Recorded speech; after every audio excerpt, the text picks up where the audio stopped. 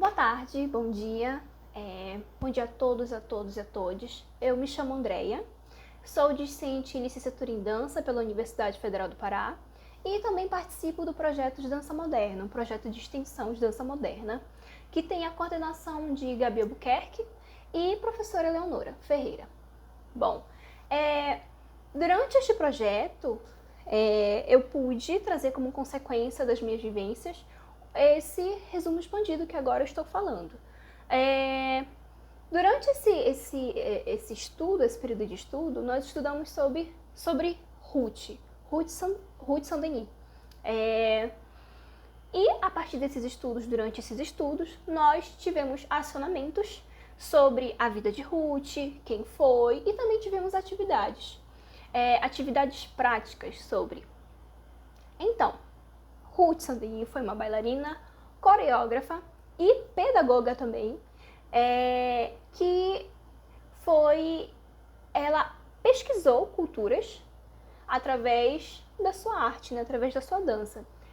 Ela ia até uma certa cultura e pesquisava sobre aquele espaço, vivenciava aquele lugar, compreendia e produzia um espetáculo da maneira mais fiel possível que estava ao alcance dela. Bom, por meio dessas vivências, das discussões que nós tivemos no projeto, me foram tocando alguns questionamentos sobre Ruth Saint-Denis, né? Que foram questionamentos sobre o feminismo.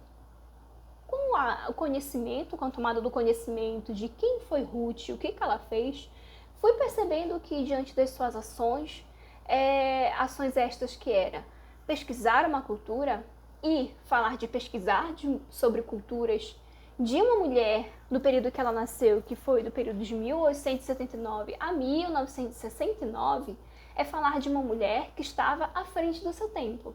Na verdade, eu acredito que hoje, concluindo, percebo que Ruth não estava à frente do seu tempo, era o tempo que estava muito atrás dela.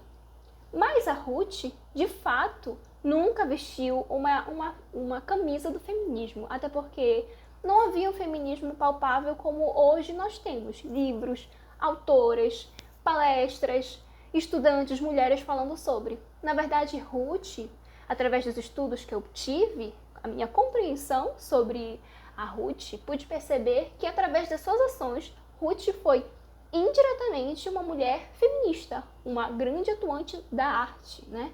Uma área de conhecimento.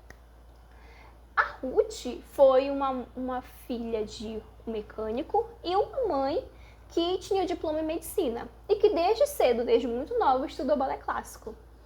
Bom, quando vemos as histórias de Ruth a partir do balé clássico, podemos perceber que a arte esteve desde muito cedo, né? Ela sempre foi colocada ali desde muito cedo na vida de Ruth, desde criança, e o balé clássico. Mas a Ruth, ela rompe com este espaço do balé clássico e começa a pesquisar a sua própria dança. Ela começou a investigar culturas e, através da sua dança, da sua arte, ela mostrava nos espetáculos essas culturas em que ela esteve inserida. E, a partir disso, eu pude compreender que eu percebi e interpretei que Ruth teve comportamentos que pode-se dizer feministas. Por quê? Porque ela rompia com o que era esperado por uma sociedade esta que ainda é patriarcal, né? E para falar sobre continuar, faço questão de pontuar um conceito em que eu coloquei no meu resumo expandido sobre o que seria uma sociedade patriarcal, né? O que seria o patriarcado? Então aqui destaco: o patriarcado é entendido como pertencendo ao estrato simbólico e em linguagem psicanalista, como a estrutura inconsciente que conduz os afetos e distribui valores entre os personagens do cenário social. Portanto, pontuo que a Ruth rompeu indiretamente com o que a sociedade esperava. O que ela esperava? Que, de acordo com o seu gênero, sendo mulher, se casasse, tivesse filhos e assim parasse com as suas viagens, não construísse essa consciência, essa autoconfiança, autossuficiência em estudar um espaço, uma cultura. Ruth não fez isso. A Ruth foi muito além disso. Ela foi com a sua arte, acreditando nos estudos, nas suas metodologias de pesquisa para produzir um espetáculo. E, sendo assim, destaco que Ruth teve feminismo, ela foi uma feminista, mesmo não levantando uma bandeira de dizer: gente, eu estou aqui, eu estou quebrando com uma sociedade patriarcal. Não, não foi assim. Foi de uma maneira muito direta mesmo. A própria pequena ação, aliás, não é nem pequena, uma grande ação de mover-se e não esperar pelo outro, não esperar por um homem, não esperar por um príncipe encantado para resolver sua vida. Ruth não foi isso. Ruth ia consigo. Também gosto de destacar, acho importante destacar a minha citação sobre a compreensão de uma mulher naquela época, em que cito o meu resumo expandido, na minha escrita, eu cito Vasconcelos, 2005, página 3. Essa é uma pequeno destaque do seu artigo sobre a visão de uma das religiões, numa religião patriarcal, em que ela destaca a fala de: para Santo Agostinho, todo ser humano possui em si o masculino e o feminino, mas para ele, a mulher é semelhante ao homem, no entanto, ela deve submeter-se a ele, pois foi feita como uma ajudante. Sendo aqui, explanando uma fala, né, sobre a visão de uma religião, sobre qual seria a possível posição de uma mulher, que seria uma mulher submissa, uma mulher que se submete ao homem. Podendo então destacar que Ruth, mais uma vez, rompe com esta ideia de que ela deveria submeter-se a alguém, estar à mercê de alguém, à mercê de um homem. Ruth não esteve em nenhum momento. Bom, estes foram os pequenos apontamentos sobre por que eu acho que Ruth foi uma feminista, por que eu acho que Ruth, mesmo não falando diretamente sobre o feminismo, ela foi muito e sempre será muito importante para nós mulheres artistas. Bom, muito obrigada pela sua participação, por tirar seu tempo para ouvir um pouco da minha humilde e pequena contribuição para a sociedade, para nós mulheres. Estou à disposição para qualquer questionamento, para qualquer diálogo, tá bom? Muito obrigada, um beijo. Oi, meu nome é Paula Oliveira, sou fisioterapeuta com pós-graduação em traumatologia e desportiva e bailarina da Volecia de dança. Junto com minha colega Samarina Braga, também fisioterapeuta e com pós-graduação em fisioneurofuncional, nós vamos abordar o tema efeitos da bandagem elástica terapêutica sobre a dor e flexibilidade de dançarinos modernos. Os movimentos e gestos são formas primitivas de dança. Elas são as principais características iniciais de demonstração de emoção do homem. Os dançarinos, eles apresentam características e especificidades que os tornam artistas. Para que eles adquiram uma boa qualidade técnica na dança, eles precisam ter o corpo preparado e uma biomecânica complexa para aguentar a sobrecarga de impactos e ensaios, principalmente quadris, joelhos e tornozelos. A dança moderna surgiu com a Isadora Duncan, uma dançarina estadunidense. Na verdade, ela surgiu em dois países diferentes, Alemanha e Estados Unidos. Esse estilo de dança, ele apresenta movimentos de grande impacto e de precisão, o que acaba por gerar lesões em bailarinos. As lesões podem ser agudas, que acabam de acontecer por ensaio ou apresentação, ou crônica, que já vem de bastante tempo e pode ser uma modificação anatômica. As lesões normalmente ocorrem por excesso de sobrecarga, principalmente nas articulações, ou então por excesso de movimentos repetitivos, grande tempo de ensaio ou uma frequência muito grande no mesmo movimento. Para aliviar as dores, a fisioterapia ela apresenta várias opções de tratamento. Pode ser eletroterapia, acupuntura, a terapia manual e a bandagem elástica ou kinesiotape ou tape, que é uma técnica criada por Kenzo Case há mais de 20 anos e ela ajuda na circulação, drenagem e diminuição de dor. O objetivo do trabalho foi avaliar a bandagem elástica na diminuição de dor e aumento de flexibilidade de dançarinos. A pesquisa era um ensaio clínico não controlado que ocorreu de outubro a novembro de 2018 e o município de Belém do Pará. Foram selecionados 30 bailarinos de uma companhia de dança, foi enviado um questionário eletrônico pelo Google e assinado um TCLE e um termo de imagem. Cada dançarino eles tinham que ter no mínimo 3 anos e no máximo 10 anos de dança, uma frequência de 3 vezes na semana de ensaios, não apresentar alergia à bandagem elástica, ter de 18 a 30 anos e poder ser de ambos os sexos. Os dançarinos que se encaixassem na pesquisa, eles passavam por uma triagem com uma ficha de avaliação geral, que foi criada pelos pesquisadores. Após essa ficha de avaliação, quem pudesse participar da pesquisa seria avaliado com uma ficha de avaliação física periódica e depois seria aplicada a bandagem. A nossa pesquisa foi baseada no protocolo de Cochrane. Nós dividimos em 3 etapas. A primeira, a aplicação do questionário eletrônico pelo Google, assinatura de TCLE e termo de imagem. A segunda etapa, a aplicação da ficha de avaliação física e teste de alergia à bandagem. E a terceira etapa, aplicação da ficha de avaliação física e aplicação de bandagem. A aplicação da bandagem ela era feita toda segunda-feira antes do ensaio. O dançarino chegava, aplicávamos a ficha de avaliação física com os testes funcionais e escala EVA para avaliar o nível de dor e aplicávamos a bandagem. Eles tinham que ficar 48 horas, no caso até quarta-feira, e então nós fazemos uma reavaliação com a mesma ficha de avaliação física e retirávamos a bandagem. A bandagem foi aplicada em ambas as pernas, em cadeia posterior, isquiotibiais e cadeia anterior, reto femoral. Nos isquiotibiais foi aplicada em forma de Y para inibir a contração e relaxar a musculatura. Na cadeia anterior, no reto femoral, foi aplicada em forma de I para auxiliar na contração e aumentar a força muscular. Foi utilizada a técnica de paper-off, que é retirar a bandagem do papel e colar diretamente na pele, higienizada, com 10% de tensão.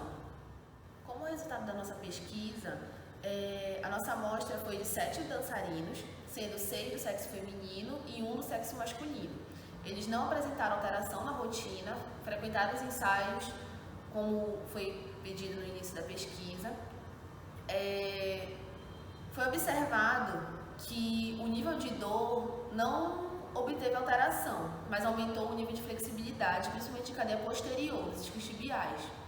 Também foi observado que na primeira aplicação da ficha de avaliação física, os testes funcionais, a escala EVA, os dançarinos apresentaram alterações anatômicas. Já na 5ª semana de 6 que foram aplicadas as bandagens, essa alteração já foi revertida.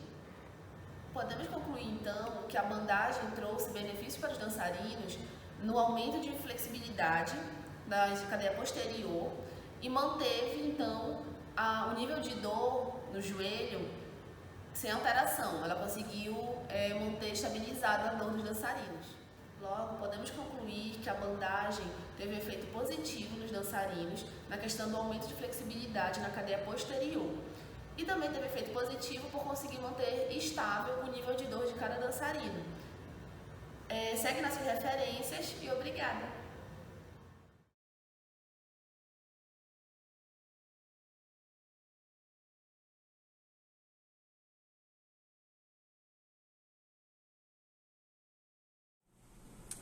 Olá, eu me chamo Luana Lopes, eu sou discente da Faculdade de Dança da UFPA.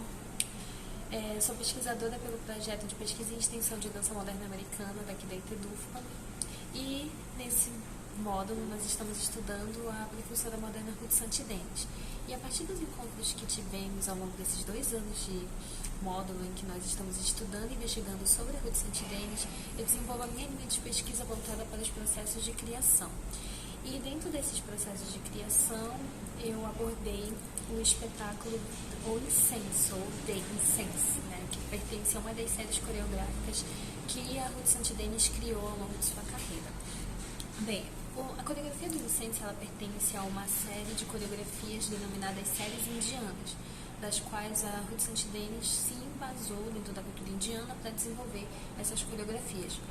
Em suma, essa composição coreográfica ela pertence a essa série de espetáculos, mas que foi desenvolvida ao longo da turnê internacional que ela realizou entre os anos de 1905 ou 6 e 1913 aproximadamente.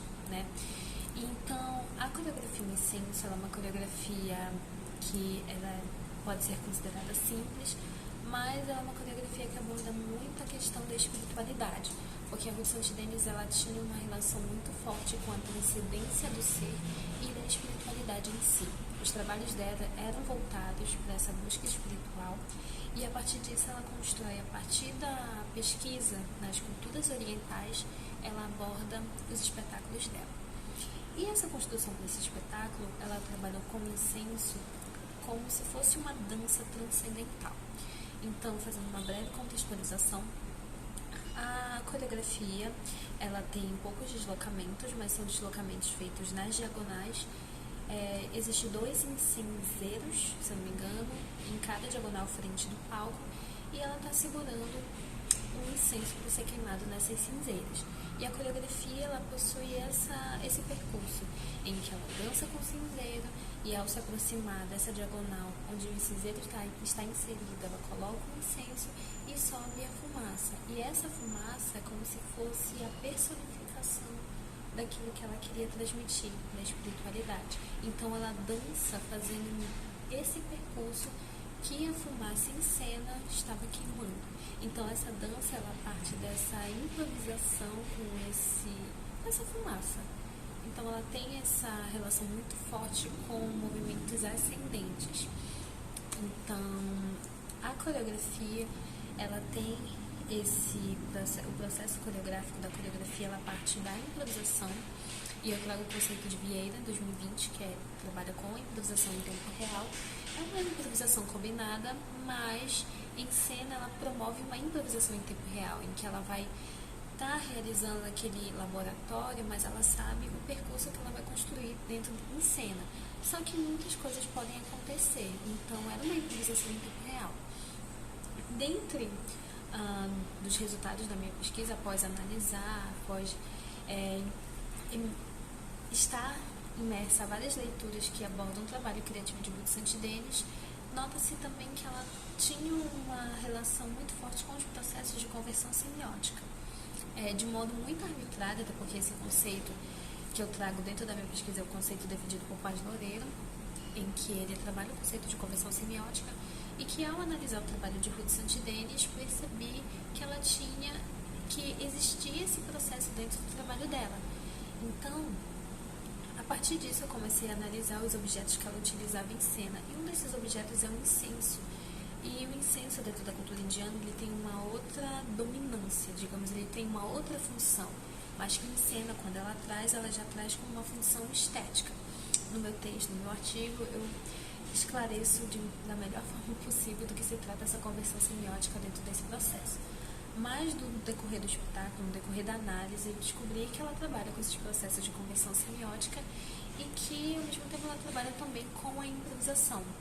E dentro de cena, em especial no espetáculo do incenso, ela trabalha com as repetições. Então, ela tem a improvisação, ela sabe por onde ela vai fazer o percurso, ela sabe por onde ela tem que dançar, mas a cada repetição é uma energia diferente, ao meu ver, né? E é um processo muito intimista. Então, analisar a composição coreográfica de Ruth Santidenis não foi uma tarefa tão fácil, até porque não está sendo uma tarefa tão fácil, mas traz uma relação muito forte com a espiritualidade, que é algo que ela defendia muito. Ela construiu essa filosofia de vida baseada na espiritualidade, e ela trabalha a dança dela a partir da espiritualidade. E o incenso, ele transmite essa energia mais espiritual, até porque ele trabalha com a queima do incenso e das fumaças, indo nesse sentido ascendente, e ela acompanha, é como se o corpo dela personificasse essa energia espiritual que pairava em si.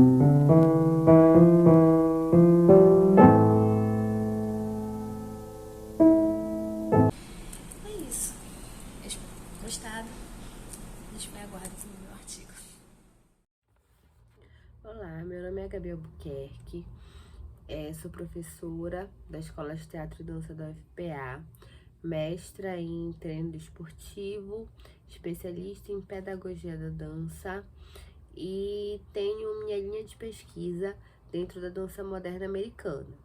E hoje venho trazer aqui para dividir a pesquisa Dança Moderna Americana sob os véus de Isadora Duncan. E aí, para começar, vamos entender um pouco o que é dança moderna. Essa linguagem de dança que vem à tona lá pelo início do século XX, onde historicamente a gente está situada lá na Revolução Industrial, na descoberta de uma nova forma do homem se relacionar com os meios de produção, que também carrega toda uma questão de significados de como o homem se vê inserido nessa sociedade, o seu papel nessa sociedade, como é que ele se relaciona consigo mesmo, com o outro e com o mundo que o cerca. E isso reflete também, obviamente, dentro da perspectiva artística do intérprete, que se cansa, né, se exaure dessa carga de estar representando fadas, princesas, todo esse imaginário mais ligado ao período monárquico, né, que representa a dança clássica, que ela representa esse período histórico, e vai buscar novas formas de expressar aquilo que ele está vivendo, as suas dores, os seus anseios. E aí a dança moderna é um processo de ruptura importantíssimo dentro das linguagens artísticas de dança, que vem trazer, né, esse anseio à tona e vem responder a essa nova forma do artista de lidar com a sua comunicação enquanto performance, enquanto arte. E aí o projeto de extensão Passos e Impassos das Dores que Nos Movem, um estudo sobre as inspirações e aspirações dos precursores da Modern Dance, surge em 2017 sob minha coordenação na Escola de Teatro e Dança, justamente para trazer a pesquisa de precursor por precursor, né? De tentar entender um pouquinho mais a fundo o que cada um deles construiu e qual é o legado que ele vem deixar para nós. O nosso primeiro precursor, né, a nossa primeira precursora foi Isadora Duncan, considerada a mãe da dança moderna, né? Ela tá lá no iníciozinho desse período, nasceu em 1877, faleceu em 1927. Temporalmente, Loie Fuller até foi anterior a ela, mas o seu legado dentro da dança ainda precisa ser mais explorado, né? Ela é muito conhecida, muito considerada dentro dos estudos da iluminação cênica, da cenografia, mas dentro da dança a gente tem Isadora como a grande mãe da dança moderna, né? Dentro dos livros históricos. E aí, Isadora Duncan, ela vem trazer, né, essa inquietação, essa busca por uma dança mais verdadeira, uma dança mais dela, mais natural, mais espontânea. E para isso ela vai buscar lá na antiguidade clássica, ela passava horas dentro de galerias de arte, né, estudando os baixos relevos gregos, as esculturas, para trazer dentro dessa gestualidade o que ela acreditava ser a dança mais natural. Ela era uma inimiga da dança clássica, né, acreditando que os espartilhos, as sapatilhas de pontos, movimentos muito angulosos, eram deformações do corpo, prisões, né, que continham a verdadeira essência artística. Então ela foi buscar aquilo que libertasse essa essência artística. Ela acreditava que o movimento deveria ser universal, a técnica de dança não deveria representar um lugar, uma era, uma nação, mas devia representar o ser humano, né, enquanto cidadão do mundo. E aí, para isso, ela estudou profundamente esses movimentos e a partir daí criou toda uma técnica mesmo, uma codificação de movimentos que nós, dentro do projeto, através da metodologia pesquisa-ação, onde o pesquisador emerge também nessa busca, nessa pesquisa e ativamente executa ações, né, para movimentar esse conhecimento.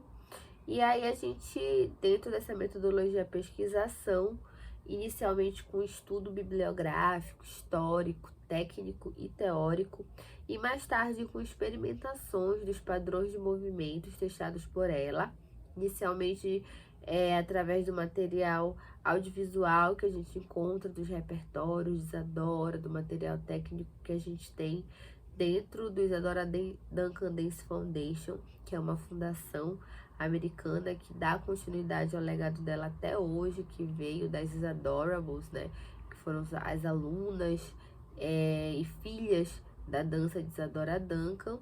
Nós começamos a experimentar e tentar entender melhor o que essa mulher deixou pra gente, buscando a seguinte questão-problema: será que o legado deixado por Duncan continua pertinente com os anseios dos bailarinos, dos intérpretes contemporâneos? E aí, experimentando, tentando compreender um pouco mais disso, inicialmente percebemos os intérpretes um pouco inseguros, né?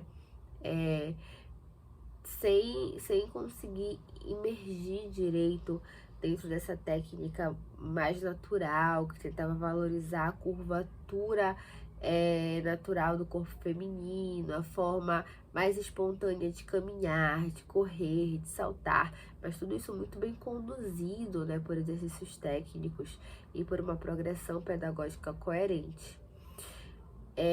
Os discentes acostumados com técnicas mais virtuosas, mais angulosas, né, que buscavam movimentos um pouco mais fora desse escopo cotidiano, como é que trazer para a cena essa naturalidade? Mas com o tempo, eles foram encontrando suas verdadeiras potencialidades artísticas, e através de relatos a gente entende, né, que eles entenderam a busca por essa dança individual, essa dança do eu, que faz parte de uma dança universal, o que mostra essa coerência, essa correlação com os conceitos contemporâneos, como coloca André Bergalasnensky em 2014, que o dançarino torna-se um pesquisador do próprio corpo e do corpo alheio, da dança contemporânea, que é o que nós vemos no legado de Isadora, onde dentro da sua aula a gente pôde aprofundar mais esses saberes quando nos encontramos, tivemos um feliz encontro, né?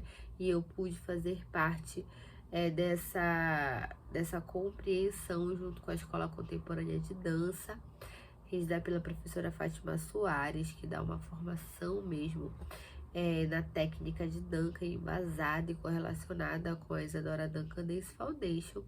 E aí, ao encontrá-las um pouco mais à frente, já no ano de 2021, consegui entender mais e dialogar isso também com os discentes. Essa técnica que, apesar de figurar temporalmente lá no início do século XX, no início do período moderno, chegamos à conclusão, né? Cheguei à conclusão que o seu legado flui até a contemporaneidade com essa técnica atual, que trabalha o intérprete a nível muscular, a nível expressivo, a nível comunicativo, né? E dentro das suas aulas, com momentos somáticos mesmo, de compreensão de uma técnica somática que perpassa por uma técnica corporal e compreende improvisação e toda essa expressividade cênica. E aí eu finalizo com uma citação de Isadora, quando ela diz que durante os últimos 10 anos do trabalho dela, ela teve a intenção de fundar uma escola que restaurasse a dança, a sua importância original enquanto arte, na busca dessa unidade, né, entre corpo, entre expressividade, entre resposta e entre diálogo do intérprete com o público. Então aqui deixo a minha pesquisa, que abre espaço para muitas outras investigações e experimentações. Obrigada.